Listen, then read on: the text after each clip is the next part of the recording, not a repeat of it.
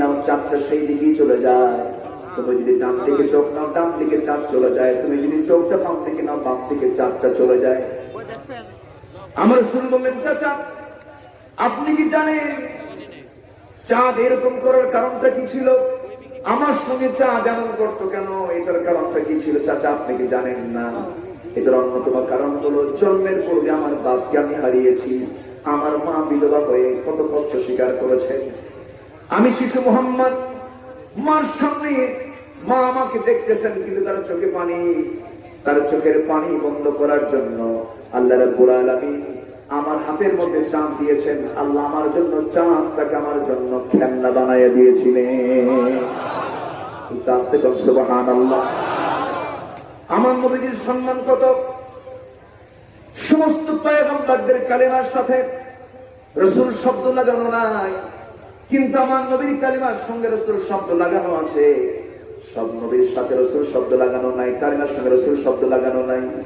লেখা আদমের কালিমা হলো লা ইলাহা ইল্লাল্লাহ, আদম সাফিয়ুল্লাহ। লা ইলাহা ইল্লাল্লাহ, ইব্রাহিম খলিলুল্লাহ। লা ইলাহা ইল্লাল্লাহ, মুসা কালিমুল্লাহ। লা ইলাহা ইল্লাল্লাহ, ঈসা রূহুল্লাহ। আর আমার নবীর কালিমা হলো লা ইলাহা ইল্লাল্লাহ, মুহাম্মাদুর রাসূলুল্লাহ। জোরে বলুন সুবহানাল্লাহ। সেই নবীজি আমার এত সম্মান মর্যাদা পাওয়ার পরেও আমার নবীজিকে কেউ সেজদা দেওয়ার সুযোগ পেয়েছে নাকি?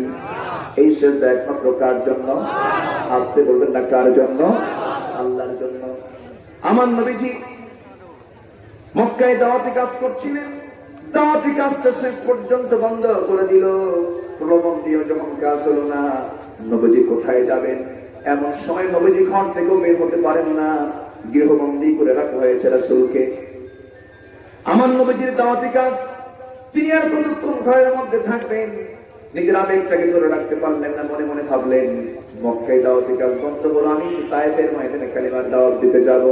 তায়েফে চলে গেলেন কালিমার দাওয়াত দেওয়ার জন্য। তায়েফের ময়দানে কালিমার দাওয়াত দিতে গিয়ে তিনি ফুলের মালা পেলেন না, পাথর পেলেন। আসতে বলেন না, ফুলের মালা না পাথর পেলেন? ফুল পেলেন না পাথর? সেই পাথর কি ছোটখাটো পাথর নয়? আমার নবীজি কি প্ল্যান করে পাথরগুলো হাতের মধ্যে নিয়ে চোখা চোখা পাথরগুলো আমার নবীজির জন্য বরাদ্দ হয়ে গেল। উচ্ছৃঙ্খল ছেলেগুলোকে লেলিয়ে দিল। আমার নবীজি কি চতুর্দিক থেকে বৃষ্টির মতো যখন পাথর মারা শুরু হয়ে গেল, নবীজির মাথার রক্তগুলো গড়ে গড়ে গিয়ে পার সংপার জুতার তলার সঙ্গে পায়ের তলার জমাট বেঁধে গেল। শরীরের অর্ধেক রক্ত পড়ে গেছে। নবীজি মুখ থুবড়ে জমিনে পড়ে গেছেন, নবীর পাশে কেউ নাই।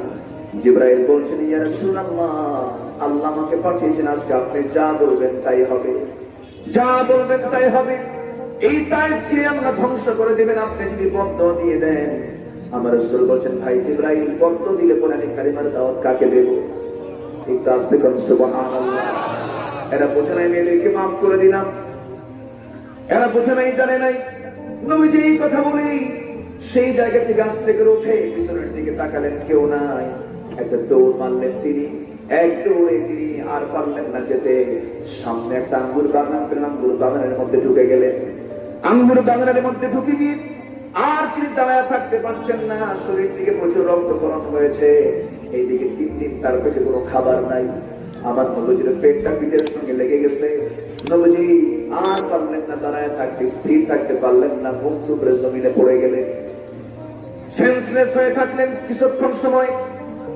ওই আঙ্গুর বাগানের একজন কেয়ারটেকার তত্ত্বাবধায়ক এক ইয়াং যুবক দূর থেকে লক্ষ্য করতেছে, কে যেন ওই জায়গায় চিত হয়ে পড়ে আছে। সামনে গিয়ে দাঁড়ায় দেখে এত সুন্দর ফুটফুটে চেহারা, এত সুন্দর চেহারা মানুষ দুনিয়াতে আর নাই। আমার নবীজি এত সুন্দর চেহারার দিকে তাকায় সেই যুবক মনে মনে চিন্তা করে, এই লোকটার কি হয়েছে, দেখি তো কিছু করা যায় নাকি। দয়া হলো আঙ্গুর বাগান থেকে কিছু আঙ্গুর পেরে নিয়ে, থোকা কয়েক থোকা আঙ্গুর পেরে নিয়ে হাতে চিপে চিপে মোটে মোটে 1 গ্লাস রস বানায়া নবীকে আস্তে করে ডাক দিচ্ছে, এই যুবক তুমি ওঠো, এই যুবক তুমি ওঠো। নবীজিকে আস্তে করে টেনে তুলে নিয়ে বলতেছে, এই যে 1 গ্লাস আঙ্গুরের রস তোমার জন্য বানিয়েছি, এটা পান না করলে তুমি মরে যাবা, তোমার গায়ে পিছনে প্রচুর রক্তক্ষরণ হয়েছে। নবীজি হাতগুলো কাঁপে, হাতের মধ্যে গ্লাসটা হাতের মধ্যে নিলেন, আমার নবীজি কাঁপতে কাঁপতে গ্লাস হাতের মধ্যে নিয়ে বিসমিল্লাহ বলে খেলে, বিসমিল্লাহ বলে খাওয়ার পর নবীজি একটু মুস্কি একটা হাসি মারলেন। কয়েকদিন খান নাই, 3 দিন 3 রাত খান নাই। নবীজি আমার সেই আঙ্গুরের রসটা খেয়ে নিয়ে মিঠি মিঠি করে ওই যুবকের দিকে তাকায়া বেশ কিছুক্ষণ পর বলে, যুবক তোমার নাম তো আদ্দাস, তাই না? আদ্দাস মনে মনে চিন্তা করে, আমার নাম আদ্দাস, এই লোকটাকে বললো কে? ওই লোকটা আমাকে দেখলো না কোনোদিন, আমি তাকে দেখলাম না কোনোদিন, আমার নামটা বললো কেমনে? এবার বলছে, যুবক আমার নাম আদ্দাস, তুমি চিনলা কেমনে? বলো তো আমাকে, তুমি কোনোদিন দেখেছো নাকি? না দেখি নাই। তোমার গ্রামের বাড়ির নাম হলো নিনোয়া, তোমার গ্রামের বাড়ির নাম হলো নিনোয়া। যুবক আশ্চর্য হয়ে বলে, নামটা বলে দিল, গ্রামের নামটা বলে দিল। এবার বলতেছ, যুবক যে গ্রামে তোমার জন্ম সেই গ্রামেই জন্ম নিয়েছেন আল্লাহর পয়গম্বর ইউনূস আলাইহিস সালাতু ওয়াস সালাম। এই কথা বলার সঙ্গে সঙ্গে ওই যুবক আদ্দাস আরো আশ্চর্য হয়ে বলতেছে, ইতিহাসও দেখি আবার জানে আমার গ্রামে আল্লাহর নবীর জন্ম, এই লোকটা জানলো কেমনে? এবার বলতেছে, যুবক আমার গ্রামে আল্লাহর পয়গম্বরের জন্ম, এই কথা তোমাকে কে বলে দিল? নবীজি মুস্কি হাসি মেরে বলছে, যুবক তুমি যার সামনে দাঁড়িয়ে কথা বলছো তুমি তাকে চেনো নাই মনে হয়। একজন নবীর কাছে তার একজন নবীর খবর থাকতেই পারে। একটু আস্তে করেন সুবহানাল্লাহ, জোরে বলুন সুবহানাল্লাহ। ওরে আদ্দাস, তুমি কার সামনে দাঁড়িয়ে কথা বলছো তুমি টের পাও নাই? আমার ভাইয়েরা, আমার বন্ধুগণ, এই কথা শোনার সঙ্গে সঙ্গে আদ্দাস বলে ফেলতেছে, আপনি জানলার নবী আর কেবল বুঝতে পারলাম। এই কথা চিন্তা করে সে ছিল খ্রিস্টান, খ্রিস্টানি কায়দায় আমার নবীজির 2 পায়ের দিকে 2 হাত নিয়ে সেজদা দিয়ে তাকে ধন্য করবে। নবীজি চট করে তার 2টা হাত শক্ত করে ধরলেন, শক্ত করে ধরে নিয়ে বুকের সঙ্গে বুক লাগায় দিয়ে বলছেন, তুমিও বান্দা আমিও বান্দা, তুমিও বান্দা আমিও বান্দা, তুমিও বান্দা আমিও বান্দা। শুধু একটা পার্থক্য, সেটা হলো তোমার কাছে ওহী আসে না, আমার কাছে ওহী আসে। প্রত্যেক পয়গম্বরকে 3টা করে গুণ আল্লাহ রাব্বুল আলামিন দিয়েছে। 1 নম্বর হলো মুআজিজা, নাম্বার 2 হলো ওহী, নাম্বার 3 হলো হুসনে খুলুক, সুন্দর চরিত্র আল্লাহ পাক দিয়েছেন, মুআজিজা দান করেছেন, আর একটা ওহী দিয়েছেন। এছাড়া বান্দার ভিতরে আর কোনো তেমন তফাৎ নাই। আমার নবীর গায়ে চিমটি মারলে চিমটি লাগতো। আমার নবীজি দুঃখ পেলে তিনি কাঁদতেন, আমার নবীজি রক্ত ঝরিয়েছেন, তিনি চোখের পানি ফেলে ফেলে কেঁদেছেন। আমার ভাইয়েরা, আমার বন্ধুগণ, সেই বিশ্বনবী তার আসন থেকে সেজদা গ্রহণ করলো না। আজকে যে সমস্ত দরবারে সেজদা গ্রহণ চলে, পিটায়া হাত পা ভেঙে ফেলা দরকার। ঠিক কিনা? কোন কবরে ফুল দাও? যে নেতার কবরে ফুল না দিলে নেতা হওয়া যায় না, ওই দল করা যাবে না। ঠিক কিনা? ইমান বিক্রি করে খাবা? ইমান ধ্বংস করবা? ইমান ধ্বংস করা যাবে না। জান্নাতের কুঁজি 1 নম্বর হলো ইন্নাল্লাযীনা, আসেন শেষ করে দিই নাকি? শেষ করে দেব? হ্যাঁ, 1 বছর পরে পেয়েছেন জি, ঠিক আছে। আপনার যতক্ষণ আমি ততক্ষণ, সবাই আমাকে সময় দিবেন তো? জোরে বলি ইনশাআল্লাহ। হ্যাঁ, ফজর আযান পর্যন্ত প্রয়োজন হবে, জানাজা হবে। এতক্ষণ কথা বলতে পারবো? আপনার তো 1 রাত, আমার তো সব রাত, আমাকে সব রাতেই কথা বলতে হবে। আপনি আজকে শুনলেন, কালকে হয়তো শুনবেন না, কিন্তু আমার কালকে শোনাতেই হবে। না গেলে বলে, হুজুর আমি যদি বলি ভাই আমি অসুস্থ, হয়তো যেতে পারবো না। হুজুর অসুস্থ হওয়া করার দরকার নেই, তবু বসে পাই আমাদের কোনো ছুটি মুটি নাই। একবার আমার এক ফ্রেন্ড, সে বক্তা আলোচক, ওর আব্বা খুব অসুস্থ, তাকে হসপিটালে ভর্তি করেছে। বলছে ভাই আমি থাকতে পারছি না, আমার আব্বা আমাকে খুব দেখতে চাচ্ছেন, বয়োবৃদ্ধ তিনি, বয়স্ক মানুষ, আমি যাই। এখন কমিটি বলে, হুজুর আপনার আব্বা যদি মরেই যায় সমস্যা নেই, হসপিটাল রাখার জন্য ফ্রিজে রাখতেছে খরচ, সে খরচ আমরা দেবো। চিন্তা করছে না, মানে আপনি মরে যান তবু মাহফিল মিস করা যাবে না। তবে হ্যাঁ, আসলে দেখা যায়, ধরেন আজকে এই মাহফিলে আল্লাহ না করুন আমি যদি না আসতে পারতাম, কমিটির কাছে জবাব দেওয়া খুব কঠিন না? কমিটির জবাব দেওয়া কঠিন না? সবাই বলতেন যে দেখো হয়তো হুজুরের দাওয়াতই দেয়, এই এক কথা, ওই আরেক কথা বলতো, কিন্তু অসুবিধা সুবিধা মানুষ কিন্তু হয়। কিন্তু অসুবিধা কার নাই? অসুবিধা কার নাই? অসমর্থ কার নাই? সকল সমর্থ কার? সকল যোগ্যতা কার? সকল পরিপূর্ণতা কার? যাই হোক, দেখি আমি চেষ্টা করছি আমার অবস্থান থেকে কতটুকু বলা যায়। কেবল একটা বলো জান্নাতের কুরসি, আরো কয়টা আছে? দুইটা আছে। আমরা সম্পূর্ণ একটা একটা করে জোরে বলি ইনশাআল্লাহ। আমরা তো ঈমান এনেছি নাকি? নামাজ না পড়ি, ঈমান তো আছে। ঠিক আছে না? এরকম কথা সমাজে চালু আছে না নাই? ঈমান আছে, নামাজ না পড়ি, ঈমান তো আছে। কি কম হুজুর, এটা ফেলে ফেলে শুধু অর্ডার দিয়ে দেন, এরকম আছে না নাই বলেন? এদিকে নামাজ নাই, এদিকে ফিউজ নাই, কি নাই? লাইট জ্বলবে না, লাইট জ্বলবে নামাজ দিয়ে। লাইট জ্বলবে কি দিয়ে? নামাজ দিয়ে। সবাই কি নামাজ পড়েছি? এসার নামাজ ইনশাআল্লাহ মানে কালকে পড়বেন। পড়েছি মানে কি? আলহামদুলিল্লাহ বলো, বলি আলহামদুলিল্লাহ। ফজর কি পড়বো?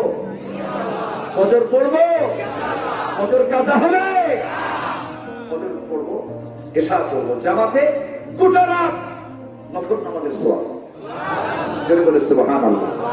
আল্লাহ কত বোনাস, আল্লাহর বোনাস কি ছোটখাটো বোনাস? দেখেন মোবাইলে টাকা নিলে এই অফার, ঈদের মধ্যে কত অফার আছে না? এটা নিলে এটা ফ্রি, এটা নিলে এটা ফ্রি, আছে না নাই বলেন?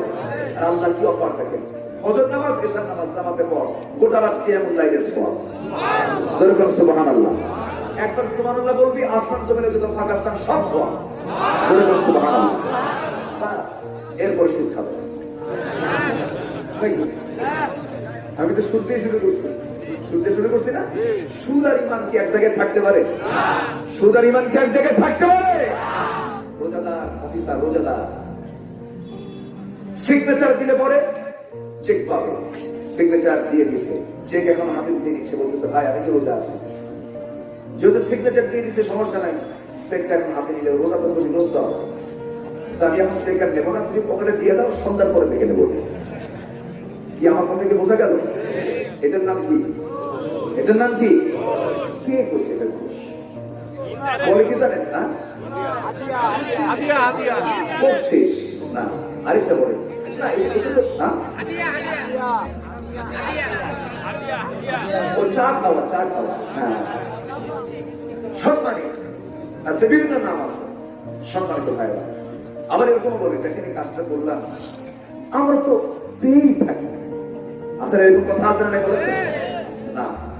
যিনি নির্দিষ্ট বেতন চাকরি করেন, নির্দিষ্ট বেতন তাকে দেওয়া হচ্ছে, নির্দিষ্ট বেতনের পর কোন কাজের জন্য যদি কোথাও থেকে নিয়ে নেয় অতিরিক্ত, এটার নাম কি হবে? কারণ কাজ না করলে তো এই টাকা দিত না, ঠিক কিনা? তাহলে এটার নাম কি হবে? ঘুষ। এই ঘুষ তো আমার কাছে নাই। আছে ঘুষ, আছে। ঘুষের কাছে যাওয়া যাবে না, সুদের কাছে যাওয়া যাবে না, আমরা যাবো না। জোরে বলি ইনশাআল্লাহ, আর জোরে বলি ইনশাআল্লাহ। আপনি খুশি হয়ে আপনার প্রতিবেশীকে, আপনার নিজের ভাইকে, নিজের চাচাকে আপনি খুশি হয়ে হাদিয়ে দিতে পারেন, 1 কোটি টাকাও দিতে পারেন। এতে কোনো নিতেও সমস্যা নাই, দিতেও সমস্যা নাই। কিন্তু আপনি যখনই কোনো চাকরিতে আছেন, কোনো দায়িত্বে আছেন, এই কাজ করলে পরে আমার তাকে দিতে হবে, তখন এটা ঘুষের পর্যায়ে চলে যাবে। আল্লাহ এগুলো থেকে আমাদেরকে বাঁচান। কিন্তু আসতে পারে না, আরো জোরে আল্লাহুম্মা আমিন। নামাজ থেকে বের হয়ে জমির আইন ছেলে আসে না নাই? চুয়াডাঙ্গাতেও আছে।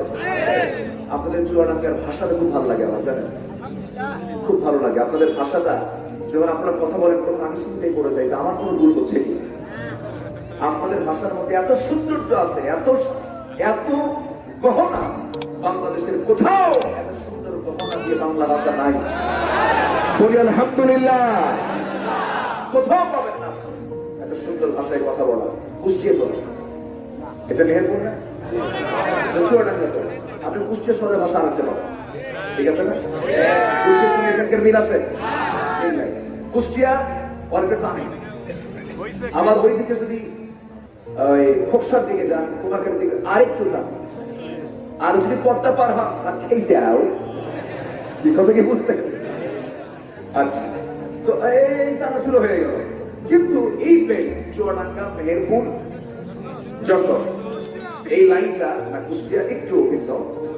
এই লাইনটা নদিয়ার সঙ্গে লাগানো, নদিয়া পাশে নদী আছে, নদীর সঙ্গে লাগানো হওয়ার কারণে এই ভাষাটা খুবই সুন্দর। বলি আলহামদুলিল্লাহ। এই এলাকা ভাষার জন্য বিখ্যাত। কিসের জন্য? ভাষার জন্য বিখ্যাত। যশোরের মধ্যেও একটু প্রবলেম আছে, খেয়ে খাওয়ার পরে যাবো, খেপ পরে যাবো। কি কি বলে? খেপ পরে যাবো। এই কথা কি বুঝবি না? একটু ভাষার একটু তারতম্য আছে, কিন্তু আপনাদের এই এলাকার ভাষার মধ্যে কোনো তারতম্য নেই। বলি আলহামদুলিল্লাহ। সাতক্ষীরার মানুষ কথার শেষে বলে ভাত খেয়ে যাবেন বলো, ভাত খেয়ে যাবেন বলো। বলো শব্দটা তারা এক্সেস, এটা ভাষার একটা গহনা, এটা এক্সেস করে বলো। চট্টগ্রাম তো আরো সুন্দর ভাষা, হ্যাঁ চট্টগ্রাম আরো সুন্দর না? শ্রীনগর ওরা মানে ব্যবসায়ী মানুষ, বুঝলেন? ওদের ভাষা এত লম্বা করে বলার সময় নেই। ভাই এখানে বসেন, ভাই এই পাশে বসেন, এটা তো সই বাংলা। ওরা বলে টিক্কা বইল। এই কথাকে বুঝলেন? ইনডাইরেক্টলি মানে এখানে আসেন, কথা বোঝেন নাই? ওরা সব কিছু শর্টে মারে। ওদের লম্বা কথা বলার সময় ওদের নাই, ব্যবসা করে। আচ্ছা, ওইদিকে ময়মনসিং এর মানুষ, ওরা আবার সমাজে অনেক লম্বা লম্বা চোখ, বুঝলেন? বিশাল বড় বড় মাঠ, মাঠও বড়, ওদের ভাষাটা লম্বা। ওরা মধ্যে মুনফাসিল সহ নাম দেয়। মধ্যে মুনফাসিল এবং মধ্যে মুত্তাসিল দুটাই আছে। ভাত খাইবাই, বুঝতেছেন? মানে ভাত খাবেন নাকি? ভাত খাইবাই লম্বা টান মারে। এই যে ভাষার সৌন্দর্য গুলো খেয়ে দিয়েছেন আসতে বলেন না, খেয়ে দিয়েছেন। আপনারা অনেক সুন্দর ভাষায় কথা বলেন, এটাতে আমি খুবই প্রশংসা করি। আল্লাহ আপনাদের ভাষাকে আরো সুন্দর করে দেন। রাসূল বলেছেন কি জানেন? নাহনু আফসাহুল আরব। রাসূল নিজে বলেছেন আমি হলাম শুদ্ধ আরবি ভাষী একজন মানুষ। রাসূল নিজে বলতেন আমি যে শুদ্ধ আরবি ভাষী একজন মানুষ। আপনারা এই সুন্নতের কায়দা বলতে পারবেন আমি শুদ্ধ একজন বাংলা ভাষাভাষী মানুষ। বলি আলহামদুলিল্লাহ। নবীজির সুন্নতের সঙ্গে মিল আপনাদের আছে না নাই? পানি কি করে? পানি কি আল্লাহ পাক হয় না আল্লাহ পাক? হ্যাঁ, যাই সম্মানিত ভাইরা, ইমানের পুঁজি কথা বলেছিলাম। তিনটা। নাম্বার 1 হলো আমরা কি আনবো? নামাজ বাদ দেবো? জমির আয়ু ফেলবো? মিথ্যা সাক্ষী দেবো? মিথ্যা সাক্ষী আমার দেশে আছে না নাই? মিথ্যা সাক্ষী আছে না নাই? তোমার মিথ্যা সাক্ষীর বদৌলতে তুমি মিথ্যা সাক্ষী দিয়েছো। এই কারণে যারা মানবতার জীবন যাপন করছে, যারা জুলুমের শিকারে, যার শিকার দলে যারা বন্ধুত্ব জীবনে আছে, তোমার নামাজ তোমার হজ কবুল হবে না। এই মিথ্যা সাক্ষীর কারণে তোমাকে জাহান্নামে নিক্ষিপ্ত করবেন আল্লাহ তাআলা।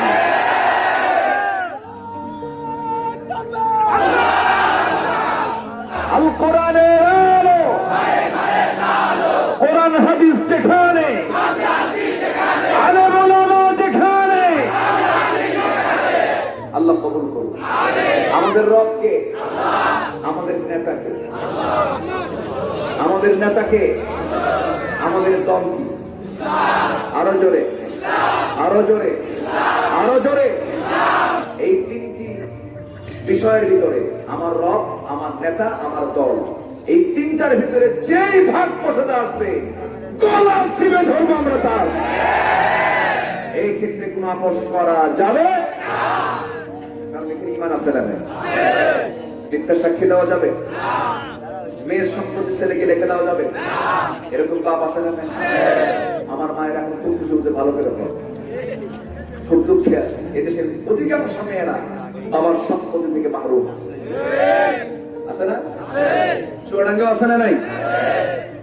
অধিকাংশ মেয়েরা বাবার সম্পত্তির ন্যায্য পাওনা পায় না, অনেকেই পায় না। আজকে হজ করতে যাবে, হজের আগ দিয়া মেয়েদেরকে ডাক দিয়ে বলে মা হজে যাচ্ছে, ফিরবো কিনা? বুড়া মানুষ কোমর নড়ে না। একটা মাত্র ছেলে, তোমার 6টা মেয়ে, মরে গেলে তো তোমার অংশ পাবা, এখান থেকে নিয়ে যাবা।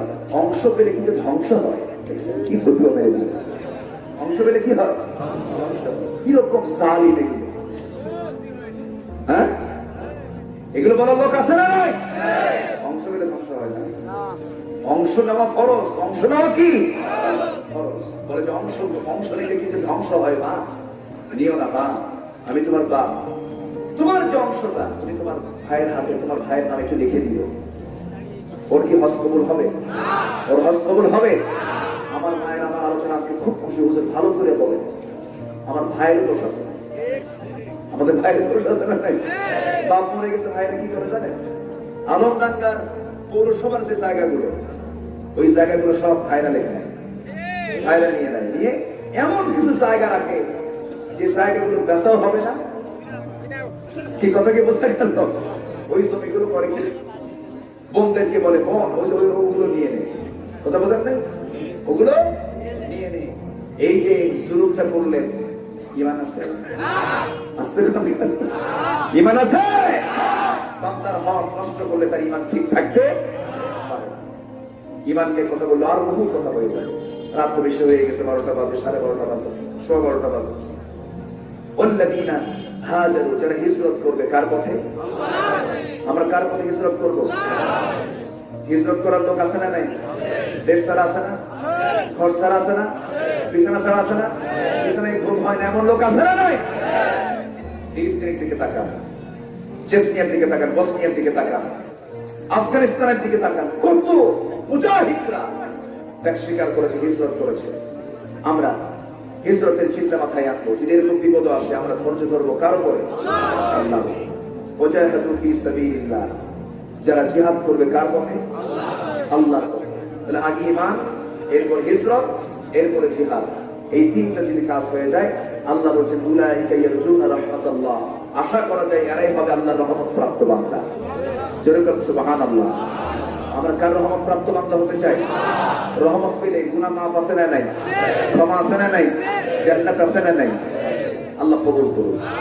সবার বাড়িতে মা বোন আছে, কেউ উঠবেন না, একটু বসেন, আর একটু সময় বসেন। অনেক মা বোন আসছেন আজকের মাহফিলে।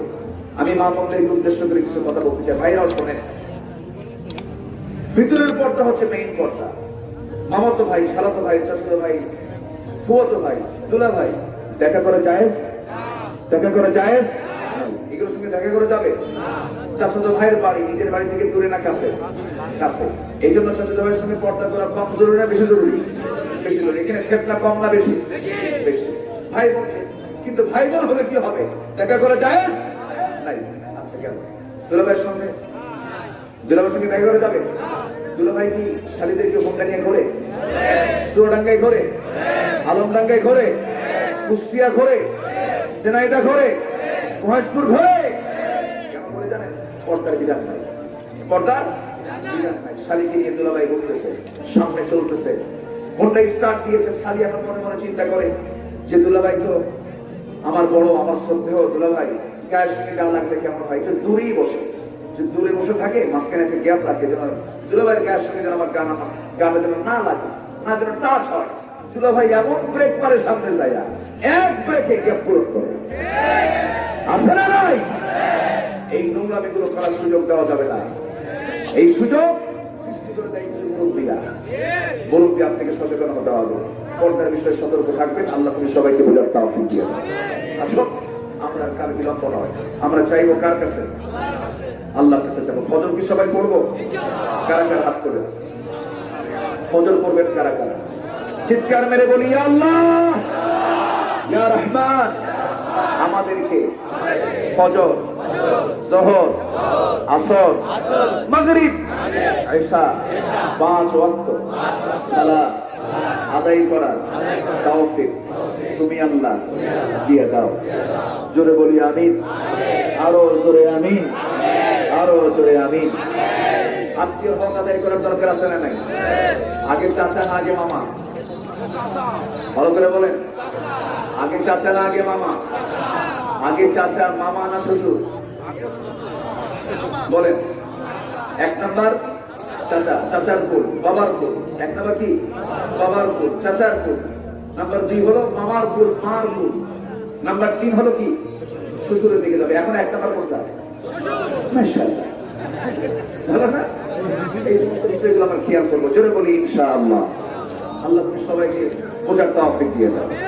এরকম করে অনেক কথাই ছিল, রাত হয়ে গেছে। যাই হোক, আসুন আমরা এখন দোয়া করবো। আমরা চাইবো কার কাছে? আমরা প্রশাসনকে ধন্যবাদ জানাচ্ছি। এই মাহফিলটার অনুমোদনের ব্যাপারে অনেক মেহনত করেছেন।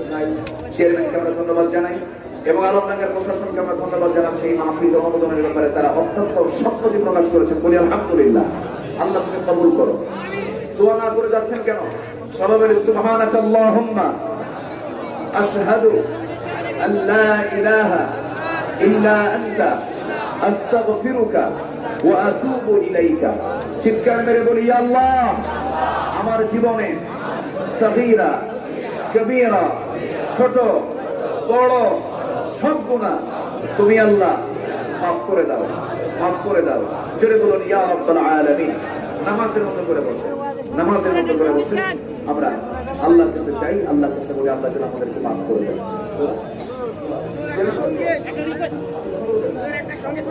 আল্লাহ ربنا ظلمنا أنفسنا وإن لم تغفر لنا وترحمنا لنكونن من الخاسرين ربنا لا تزغ قلوبنا بعد إذ هديتنا وهب لنا من لدنك رحمة إنك أنت الوهاب। গভীর রাত, নিঝুম রাত, ঝিমানো রাত্রিতে চাঁদের মতো হাজারো মুসলমান নরনারীকে নিয়ে তোমার কালামে একটি আয়াতকে সামনে রেখে ঈমান, হিজরাত, জিহাদ শীর্ষক আলোচনা করার চেষ্টা করেছি। তোমার দরবারে কাঙ্গাল ভিখারির মতো শীর্ষান্তে এসে দুটো হাত পেতে আছি। আল্লাহ, গুনার দিকে নজর দিও না, বান্দা মনে করে তামাম জীবনের গুনাহগুলোকে মাফ করে দাও।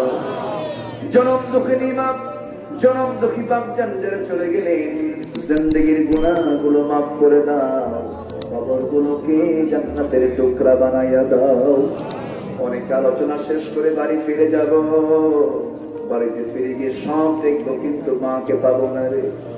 সেই মার দিকে তাকালেই বরকত, যে মার দিকে তাকালেই রহমান, যে মার দিকে তাকালেই গুনাহ মাফ। সেই মা যারা চলে গেলেন, জিন্দেগির গুনাহগুলো মাফ করে দাও, কবরগুলোকে তুমি আল্লাহ জান্নাতের বাগান বানাইয়া দাও। অনেক আলোচনা শেষ করে বাড়ি ফিরে যাব, বাড়িতে ফিরে গিয়ে সব দেখবো কিন্তু মাকে পাবো না রে। মার ঘরের দিকে তাকায় দেখবো মার ঘর আছে, খাট উপরে আছে, কিন্তু মা আমার কবরবাসিনী হয়ে গেছেন। ও আল্লাহ, বউকে দেখে শান্তি পাওয়া যায়, সন্তানকে দেখেও শান্তি পাওয়া যায়, কিন্তু মার দিকে তাকালে কলিজাটা ঠান্ডা হয়ে যায়। ও আল্লাহ, সেই বরকতি মা, বরকতি বাপ যাদের বেঁচে আছেন তাদের হক আদায় করার তৌফিক দিয়ে দাও। সবে আব্বা আম্মার জন্য দিলটা খুলে, মনটা খুলে আল্লাহর সেখানে দোয়া পড়ে হাত একটু উঁচু করে চিৎকার মেরে মেরে আমার সঙ্গে সবাই বলুন, রব্বিরহামহুমা কামা রাব্বায়ানি সগীরা, রব্বিরহামহুমা কামা ربياني صغيرا رب ارحمهما كما ربياني صغيرا। ও আল্লাহ, বিশেষ করে এই মাহফিলের আয়োজন যারা করলেন, শোনার জন্য দূর দূরান্ত থেকে যারা আসলেন, বিনিময়ে কিয়ামতের কঠিন ময়দানে যেদিন কেউ কাউকে চিনবে না, এমনকি মা সন্তানকে পর্যন্ত স্বীকার করে বসবে, যেদিন মানুষ কাঁদতে কাঁদতে চোখের পানিগুলো পড়ে যাবে, চোখ থেকে রক্ত বের হওয়া শুরু হয়ে যাবে, সেই কঠিন মুসিবতের দিন এই মাহফিল আমাদের সবার জন্য নাজাতের মাধ্যম বানাইয়া দিও আল্লাহ। ও আল্লাহ, আমার ডানে, আমার বামে, আমার সামনে, আমার পিছনে যত ভাই, আড়ালে যত মা বোন হাত তুলেছেন, সবার নামের তালিকা আমার না জানা থাকলেও তোমার তো জানা আছে আল্লাহ। আল্লাহ, তোমার বান্দাগুলো ভিক্ষুকের মতো হাত পেতে আছে, যার যার চাওয়া তুমি আল্লাহ দয়া করে পাওয়া করে দিও, যার যার সমস্যা তুমি আল্লাহ সমাধান করে দিও, রোগাক্রান্তকে রোগ মুক্ত করে দাও, ঋণগ্রস্তকে ঋণ মুক্ত হওয়ার তৌফিক দিয়া দাও। এক কথায় যার যার সমস্যা তুমি আল্লাহ দয়া করে সমাধান করে দাও। যে ঘরে ছেলে নাই ছেলে দাও, যে ঘরে মেয়ে নাই মেয়ে দাও, নিঃসন্তানী মাকে তুমি আল্লাহ সন্তান দিয়ে ভরপুর করে দাও। ব্যবসায় বরকত নাই, বরকত দিয়ে দাও, ঋণগ্রস্তকে ঋণ মুক্ত হওয়ার তৌফিক দিয়ে দাও। আল্লাহ, 60-70-80 বছরের জিন্দেগিতে অনেক কিছুই তো লাগে, আল্লাহ মেহেরবানি করে আমাদের যত হাজাত তুমি আল্লাহ মেহেরবানি করে পূরণ করার ব্যবস্থা করে দিও। আয় আল্লাহ তাআলা, কোন দিন দুনিয়া থেকে বিদায় হব জানি না, ডান হাতে আমলনামা না আসা পর্যন্ত কবরে নিও না, কারণ সবচেয়ে বড় লজ্জার কারণ হবে তোমার কাছে গিয়ে আমরা যদি আসামি বনে যাই। আল্লাহ মেহেরবানি করে আমাদের হিসাব তুমি আল্লাহ কঠিন করে দিও না। اللهم حاسبني حسابا يسيرا اللهم حاسبني حسابا يسيرا اللهم حاسبني حسابا يسيرا والله গোটা পৃথিবীর মুসলিম উম্মার প্রতি তোমার খাস রহমত নাযিল করো, বিশেষ করে ওই ফিলিস্তিন ইসরায়েলি ইহুদিরা ফিলিস্তিনের গ্রামের মধ্যে হানা দিয়া ঘর থেকে মা মেয়েকে ধরে এনে ইসরায়েলি কারাগারে রেখে মার চোখের সামনে কিশোরী 13 বছরের কিশোরী মেয়ের শরীর থেকে কাপড় চোপড় খুলে জোরপূর্বক ধর্ষণ করতেছে। আবার মেয়েটার চোখের সামনে মাকে ধর্ষণ করে। ও আল্লাহ, এই পাশবিকতা এই নির্মম আচরণগুলো মুসলমান জাতির সঙ্গে আজকে করা হচ্ছে। আল্লাহ মুসলিম উম্মার জন্য তুমি নমরের মতো বকরের মতো একটা নেতা তুমি আল্লাহ মেহেরবানি করে পাঠাইয়া দাও। এই ক্রান্তি লগ্নে আল্লাহ আমরা যারা মুসলমান ভ্রাতৃত্বের বন্ধনে আবদ্ধ হওয়ার তৌফিকটা দিয়া দাও, হিংসা মুক্ত মন করার তৌফিক দিয়া দাও, আকাশের মতো উদার দিল বানাইয়া দাও। আমরা কত কৃপণ হয়ে গেছি, এক ভাই আরেক ভাইকে সহ্য করতে পারি না, এক ভাই আরেক ভাইকে মেনে নিতে পারি না, মামলা দেই হামলা দেই কত কি করি। আল্লাহ আমরা সবাই তো মুসলমান, মেহেরবানি করে পারস্পরিক মহব্বত তুমি আল্লাহ পয়দা করে দাও। কোন দিন দুনিয়া থেকে বিদায় হব জানি না, যখন মরে যাব টান মেরে ঘর থেকে বের করে দেবে, বের হওয়ার সময় আমার নাম ধরেও ডাকবে না, মরে যাব মরার সঙ্গে সঙ্গে নামও শেষ পদবিও শেষ, আমার পদবিও থাকবে না। বলবে না আব্দুল্লাহ আমিন তাকে ঘর থেকে বের করো, বলবে না চেয়ারম্যানকে ঘর থেকে বের করো, বলবে না নেতাকে ঘর থেকে বের করো, বলবে না মন্ত্রীকে ঘর থেকে বের করো, বলবে লাশ ঘর থেকে বের কর, লাশ থেকে গোসল করাও, লাশ থেকে জানাজা দাও, লাশ থেকে কাপড়ের কাপড় পরাও, লাশ থেকে নিয়ে জানাজা দিয়ে দাও, লাশ থেকে নিয়ে খাটিয়াতে চড়ায় নাও, লাশ থেকে নিয়ে কবরে শোয়া দাও। পাশ চাপা দেবে, মাটি চাপা দেবে রে, ওই পোকামাকড় গুলো কিলবিল করে আমার দেহের দিকে আগায় আসবে। আমার চামড়া, এই চামড়ায় কত তেল সাবান লাগালাম কাজ হবে না রে, এই মাথার চুলে কত শ্যাম্পু দিলাম, সাদা চুলটাকে কালো বানায়া কত যৌবন ধরে রাখার চেষ্টা করলাম। ও আল্লাহ, মারা যাওয়ার 3 দিনের মধ্যেই মাথার চুলগুলো খসে খসে পড়বে, চামড়াগুলো সব গলে গলে যাবে, কত সুন্দর দাঁত মুক্তোর দানার মতো চিকচিক করে দাঁতগুলো সব খেয়ে ফেলবে।